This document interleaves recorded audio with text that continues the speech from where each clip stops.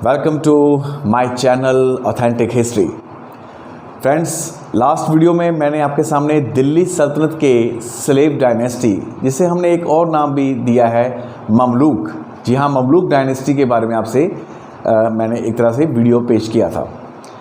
तो वहाँ मैंने रज़िया तक का आपको बताया। उसके बाद ये भी कहा कि कुछ और भी यानी कि उसके बाद के जैसे कि बहराम शाह, अलाउद्दीन मसूद शाह, ये एक तरह से सुल्तान बन के आए।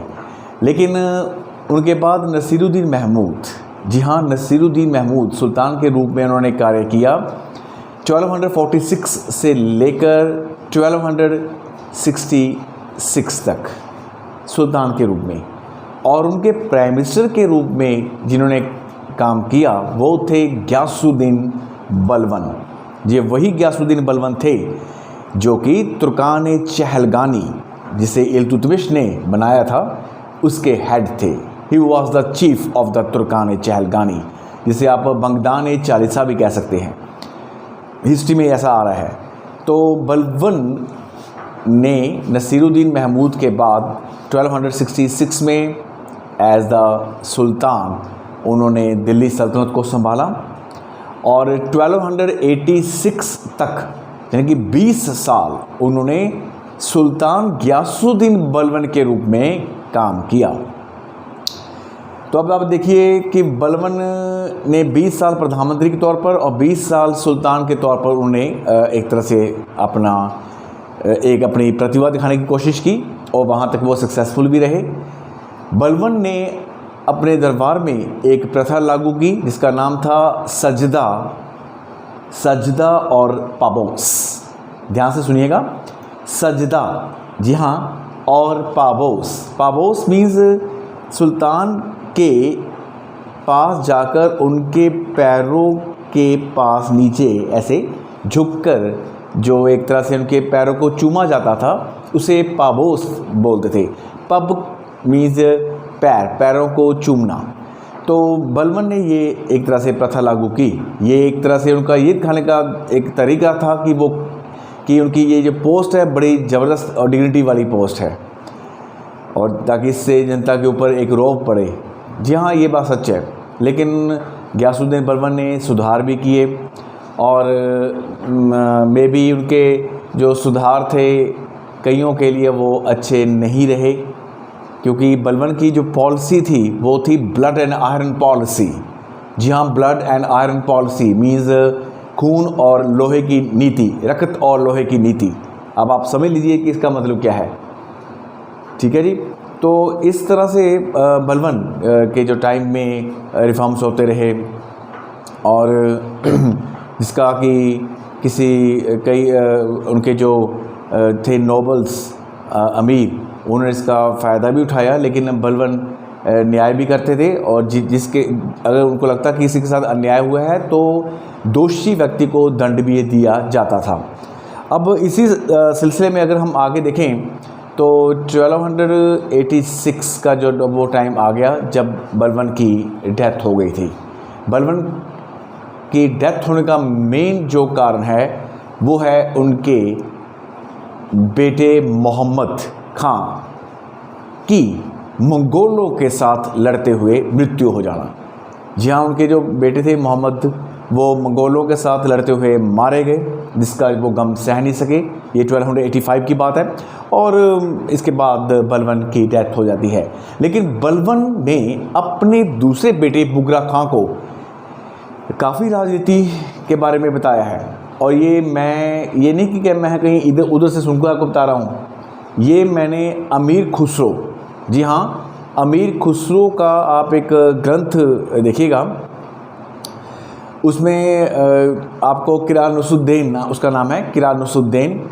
उसमें आपको मतलब कि इनकी जो है बुगरा खान, कैकुबाद, इन सब के वो व्यूज़ नज़र आएंगे। और उसमें वो बुगरा खान ये भी कहते हैं कि किस तरह बलबन ने उन्हें गाइड किया था। तो अब बुगरा खान या उसके बाद उनका बेटा कैकुबाद, तो ये एक तरह से आगे तक लेके गए, लेकिन वो बात तो नहीं बनी, क्योंकि 1290 मैंने पहले ही कह दिया था आपको कि 1290 में जो थे स्लेव डायनेस्टी उनका उसका अंत हो गया था, क्योंकि अफ़गानिस्तान के जो तुर्क थे उनमें एक ख़ास थे खलजी वंश के संस्थापक जलालुद्दीन खिलजी। जी हाँ, जलालुद्दीन खिलजी कहा जाता है उनको। और आपको मैं बताना चाहूँगा कि जलालुद्दीन खिलजी ने बलबन की बहुत सेवा की थी, क्योंकि बलबन के जो अखीले उनके टाइम के जो एक वंशज थे कमरून सन, बहुत छोटे से थे, नन्हा सा एक सुल्तान, उसको भी जलालुद्दीन खिलजी ने ये कहा था कि इनको मारा नहीं जाएगा, बल्कि मैं इनके एक तरह से संरक्षक के रूप में काम करूँगा। और आपको एक बात और बताऊँ, बड़ी इंटरेस्टिंग बात है ये, हम यहाँ पर हम ये कह सकते हैं कि हिस्ट्री हमें कुछ मॉरल वैल्यू भी सिखाती है। ये नहीं है कि हिस्ट्री सिर्फ खून खराबे से ही भरी हुई है। कई लोग कहते हैं कि क्या है इसमें डेट्स हैं, ईयर्स हैं, हमें तो ये याद नहीं होता, या ये इसको मार दिया, उसको कर दिया, अब हम क्या करें। जैसे कि एक सॉन्ग भी बना हुआ है कि सिकंदर ने पोरस से की थी लड़ाई, जो की थी लड़ाई तो मैं क्या करूं। ये एक सॉन्ग भी मैंने भी सुना है, हम सब ने सुना है।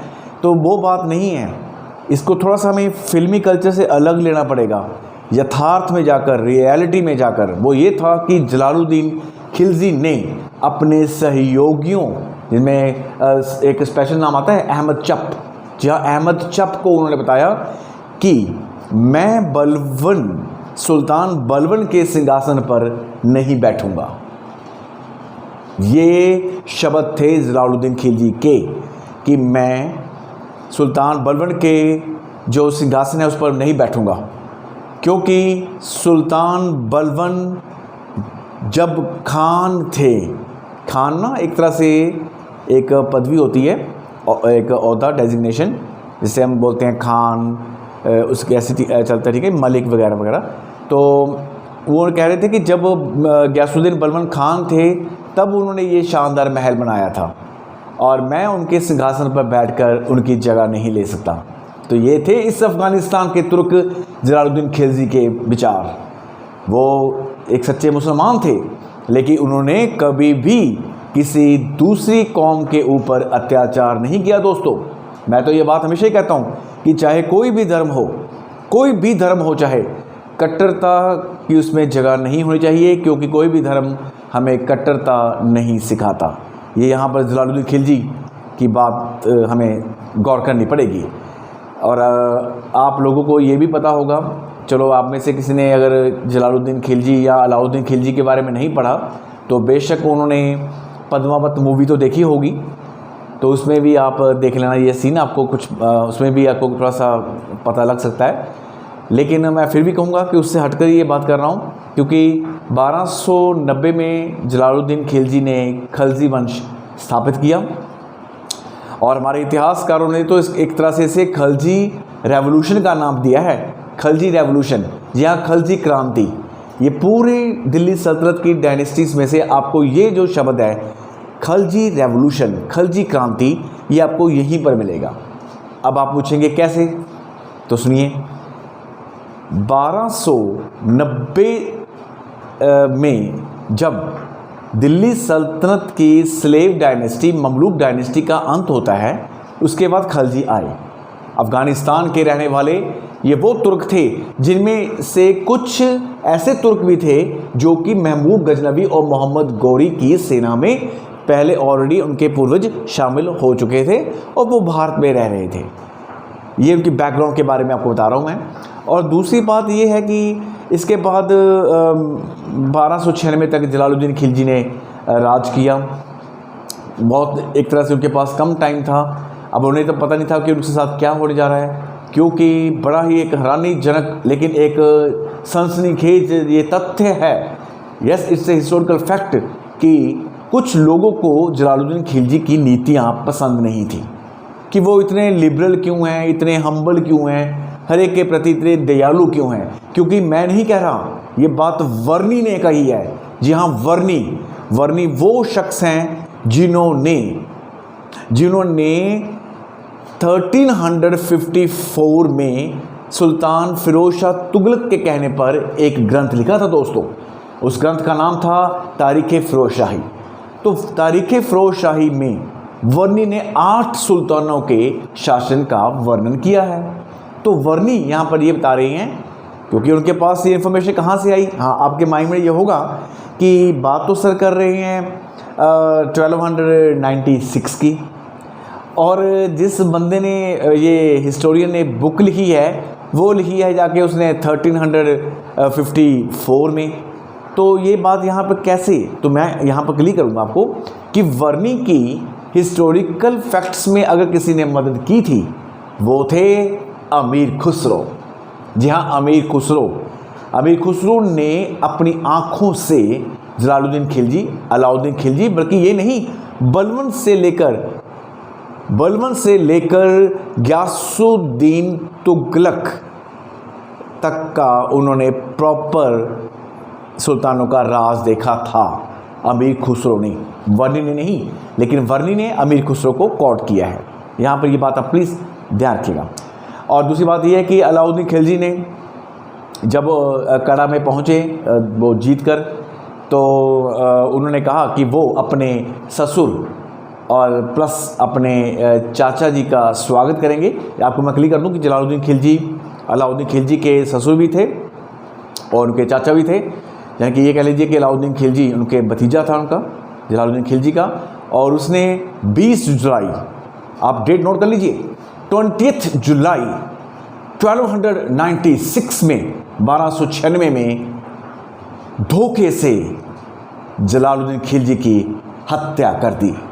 यहाँ हत्या कर दी। और ये बात आपको मैं क्लियर करूँ, यहाँ पर क्या लिखा जा रहा है, इसामी और वर्णी क्या लिख रहे हैं कि जब अलाउद्दीन खिलजी ने जलालुद्दीन खिलजी की हत्या की और उनका कटा हुआ जो सिर है वो गिरा हुआ है धरती पर और उसमें से अभी रक्त खून निकल रहा है, और तभी वहाँ पर ताजपोशी कर दी गई थी अलाउद्दीन खिलजी की। ये सच्चाई है। इसके बाद आप खुद ही देख लीजिए। फिर इसके बाद 1296 से लेकर बल्कि 1296 से लेकर 1316 तक अलाउद्दीन खिलजी ने राजतत्व के सिद्धांत का पालन करते हुए, जिसे हम इंग्लिश में बोलते हैं अ थ्योरी ऑफ किंगशिप, उसने राज किया। बहुत सारे उसने प्रशासनिक और एग्रीकल्चरल इकोनॉमिकल रिफॉर्म्स किए। जी हाँ, यह तो बात मैं भी कहूँगा कि अनफॉरगेटेबल उसके ये रिफॉर्म्स थे। बहुत सारे उसने रिफॉर्म्स किए अलाउद्दीन खिलजी ने।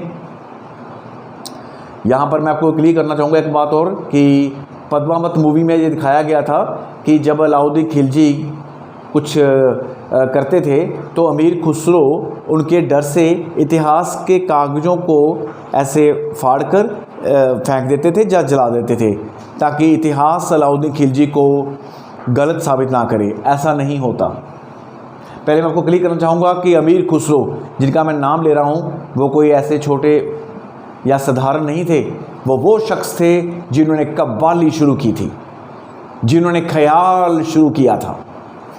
जी हाँ, कव्वाली के एक कह लीजिए the father of the qawwali अमीर खुसरो शेख निज़ामुद्दीन औलिया साहब के शिष्य थे, और जिनके गुरु और या कह लीजिए निज़ामुद्दीन औलिया थे, या जिनके एक तरह से ऐसे निज़ामुद्दीन औलिया जैसे सूफ़ी संत के उनके मुरीद होना अमीर खुसरो के लिए गर्व की बात है। तो वो क्यों डर से इतिहास के पन्नों को फाड़ेगा? ऐसा नहीं होता। अगर ऐसा होता तो वर्णी को तारीख़ फ़िरोज़शाही कंप्लीट करनी मुश्किल हो जाती दोस्तों, कंप्लीट करनी मुश्किल हो जाती। ये नहीं है कि इधर उधर से उठा के आप फैक्ट्स लिख के हिस्ट्री लिख दोगे, नामुमकिन, असंभव।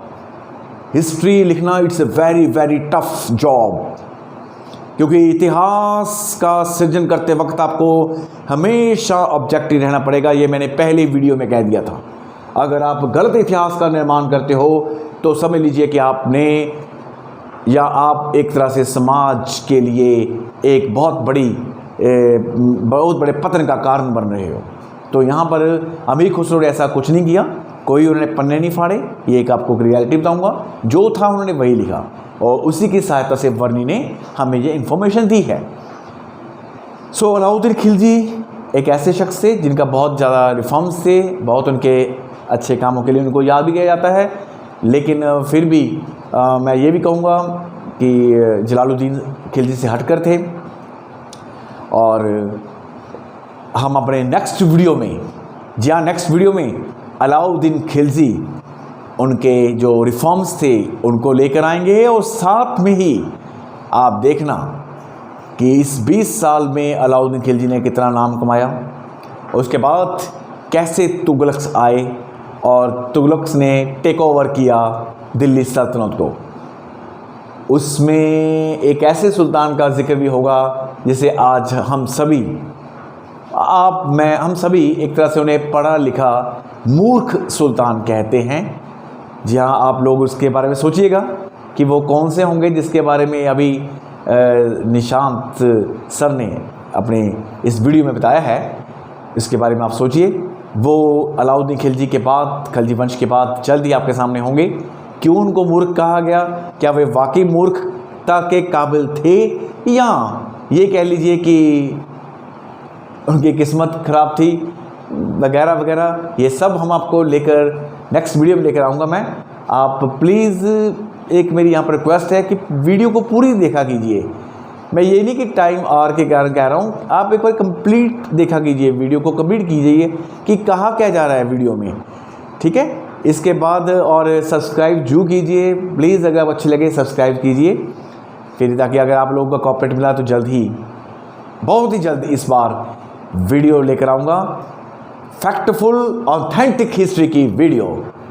Thank you.